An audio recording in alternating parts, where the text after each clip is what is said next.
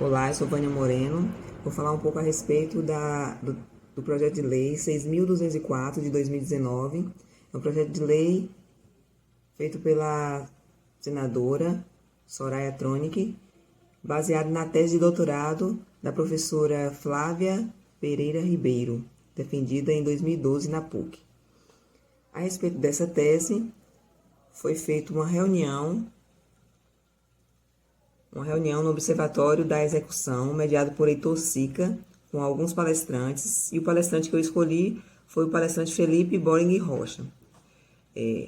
Na sua fala, Felipe começa criticando a execução brasileira. Ele chega a dizer que desistiu da execução por algum tempo.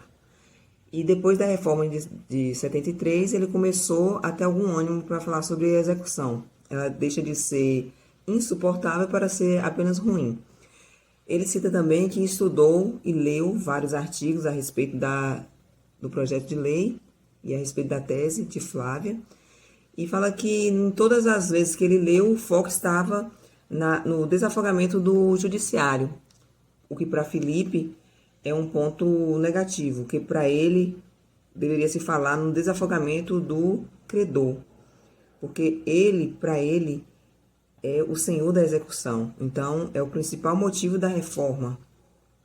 Ele explica ainda que o judiciário não está afogado por conta da execução, mas por conta de vários outros motivos. E apesar de ter vários pontos positivos, a desjudicialização esbarra na obrigatoriedade, o que para Felipe é um tiro no pé.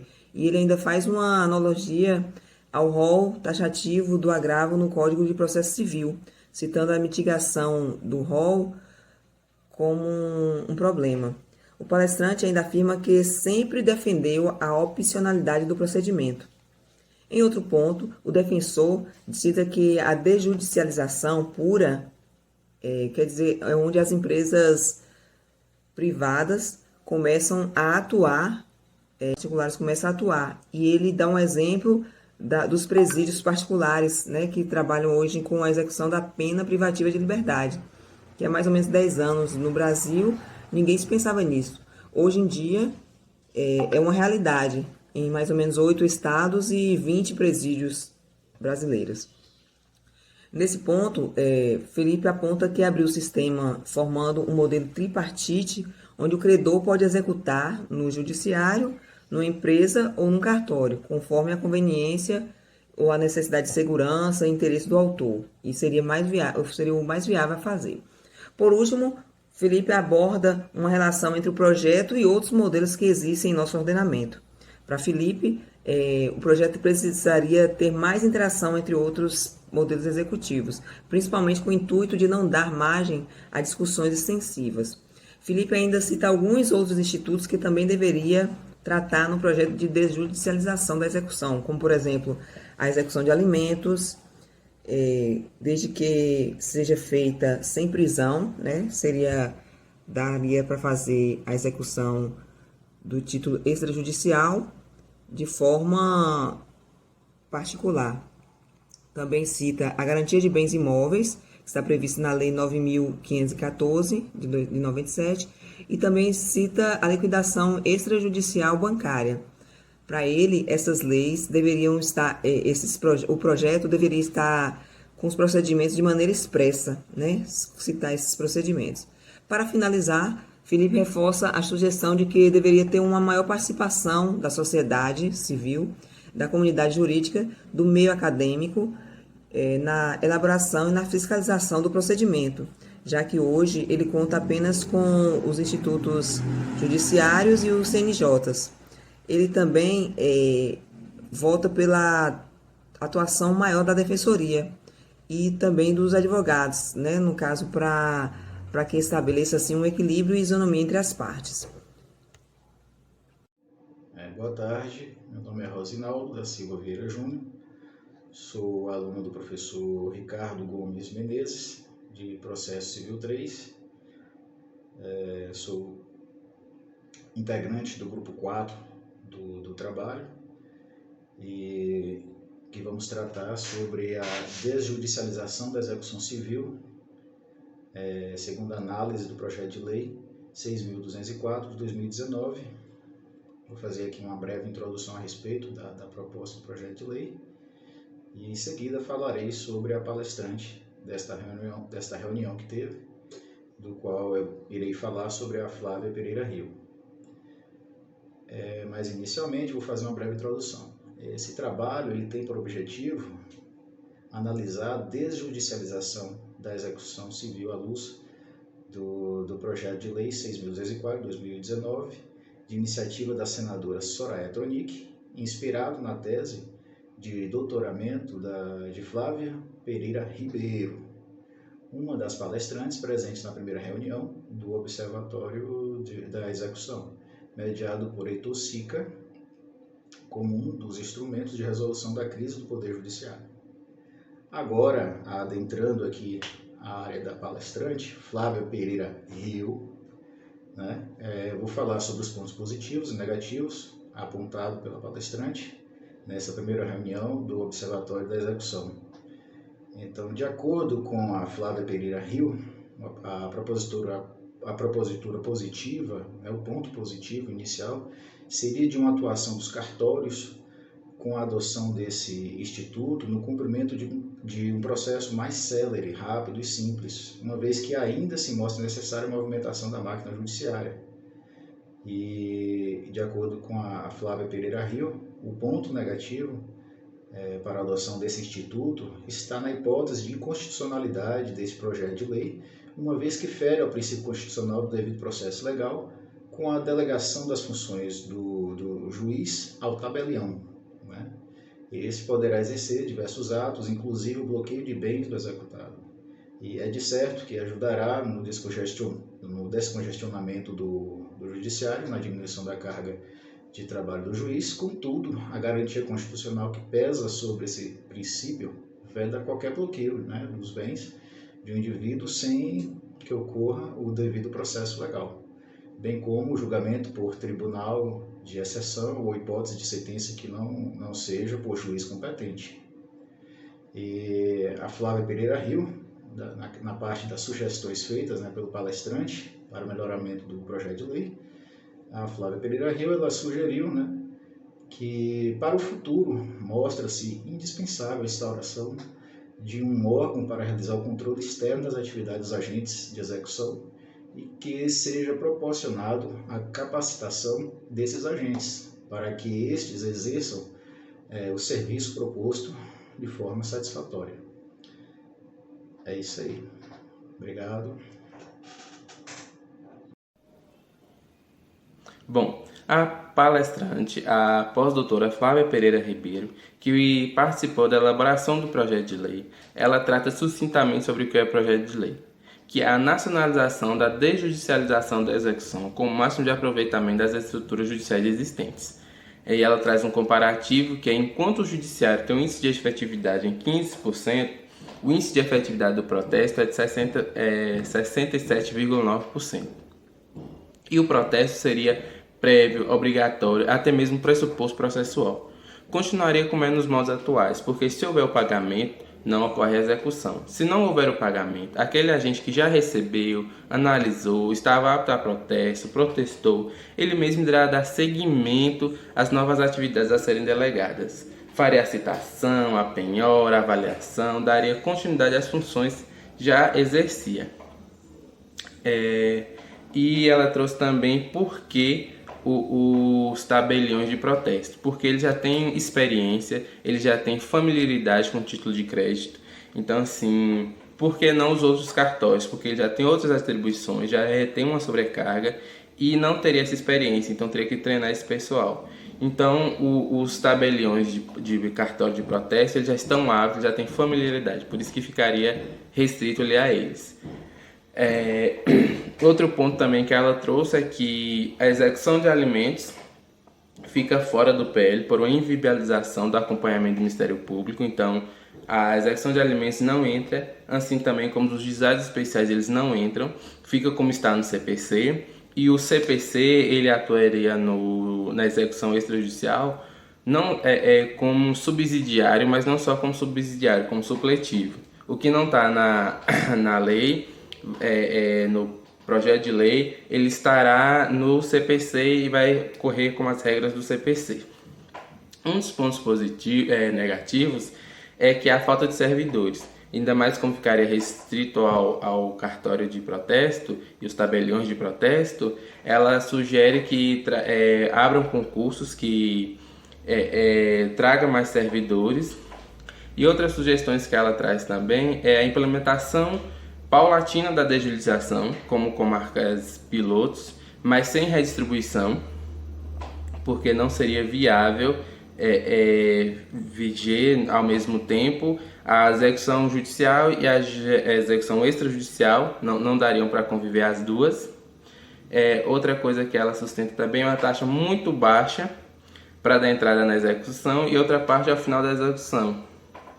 E a fiscalização realizada pelo judiciário, como já ocorre, e as partes estariam sempre representadas por advogados e honorários advocatícios previstos no CPC, e a criação de uma plataforma junto ao CNJ que disponibilizasse acesso ao CPF, ao CNPJ, para fazer uma busca de todos os bens que aquele devedor possua e que ele fosse legalista, seguindo a base dos critérios do CPC.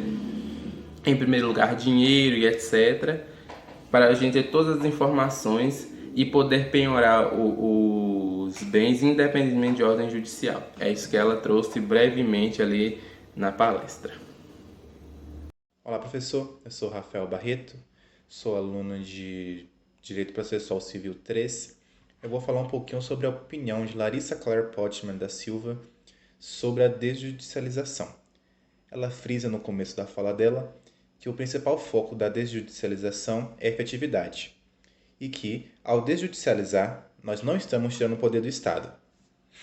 Ela também frisou que os processos estão se acumulando de maneira que não é possível o Poder Judiciário julgar todos de maneira efetiva. Ela falou também sobre as experiências no exterior, como a que aconteceu em Portugal, e que as execuções que estão em curso devem, por via do exequente, ser manifestada a vontade da desjudicialização. Elas não saem imediatamente do Poder Judiciário. As novas execuções devem ir para os tabelionatos, apenas os títulos executivos judiciais e extrajudiciais de quantia certa, não tratando de cumprimento provisório de sentença. Nos casos de alimentos, a debatedora não concorda de estar nesse meio.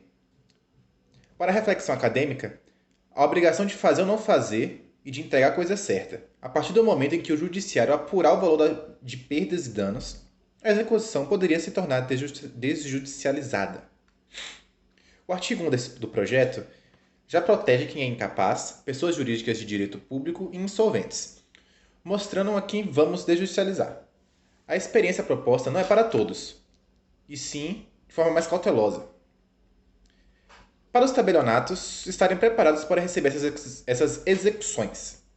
A importância da definição de prazo, ela também frisou bastante. A defesa do executado não se preocupou em prazo e quando começaria a contar, pois as questões já estão no CPC, mas, ao citar o artigo 18, ao juízo seria importante o qual, juízo civil com competência registral, nunca é demais esclarecer, para evitar problemas futuros.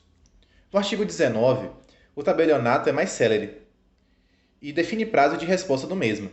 É necessário que tenha simetria de prazos para continuar com a efetividade. No artigo 20, enquanto estiver no tabelionato, não pode ocorrer atos proprietários e acaba não definindo efeito suspensivo. No artigo 21, nas decisões recorríveis, ocorreria mandatos de segurança e voltaria à judicialização do projeto. Evitar judicialização excessiva também é um ponto que a Larissa mostra na fala dela, entre os 10 minutos do vídeo lá. E definir uma comunicação clara entre o... Olá, meu nome é Carlos, eu fiquei com o palestrante Marcelo Abelha Rodrigues, certo? Ele inicia esse pronunciamento citando a importância que é discutir sobre o tema desjudicialização da execução. Ele destaca também como o diálogo entre as mais variadas fontes do direito robustecem, reforçam mais a solução para o problema que é a execução. Bom, Ademais, Abelha ele ressalta que a não judicialização da execução é muito mais uma cooperação entre os órgãos do que propriamente uma desjudicialização completa, uma coadjuvação entre os órgãos competentes. Ele também faz uma breve crítica à miserabilidade do povo brasileiro e cita que essa miserabilidade é uma das causas para a solvabilidade da pessoa. E por conta da solvabilidade, é mais difícil de encontrarmos patrimônio para serem executados, para serem penhorados, serem alienados, e faz com que a execução seja ineficaz, fazendo com que os dados presentes lá no CNJ fiquem inertes. E ele traz como uma das soluções para esse problema da solvabilidade e da miserabilidade a simples educação financeira, seja na educação de base, seja no ensino médio, ensino fundamental 2. Prosseguindo na sua fala, Marcelo, ele evidencia que ele ainda fica em dúvida a respeito da desjudicialização.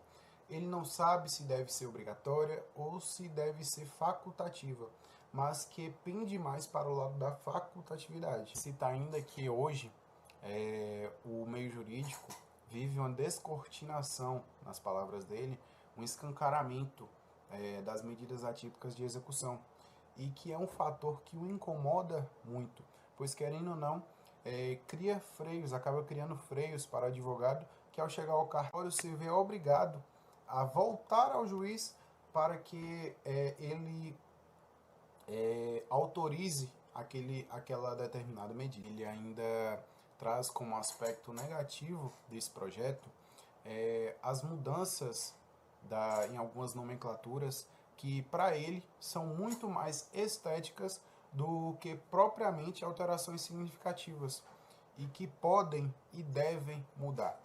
Em sua fala ele não traz necessariamente quais são essas nomenclaturas que devem ser mudadas, quais que devem ser alteradas e quais que podem melhorar. Quase no final da sua fala, ele traz sugestões que na concepção dele melhorariam esse projeto e viria a funcionar melhor.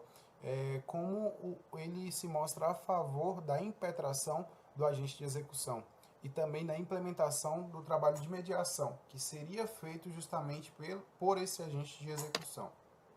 Ele sugere também a implementação de um sistema de informação nacional, que para ele é um fator importante para podermos saber quem são os executados, quantas execuções estão em curso, quem são os exequentes.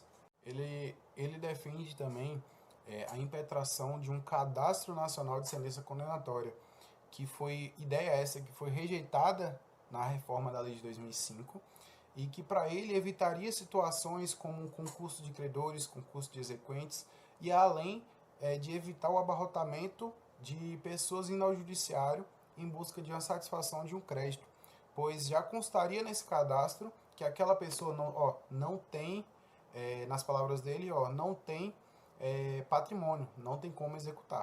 Por fim, ele propõe ajustes no procedimento.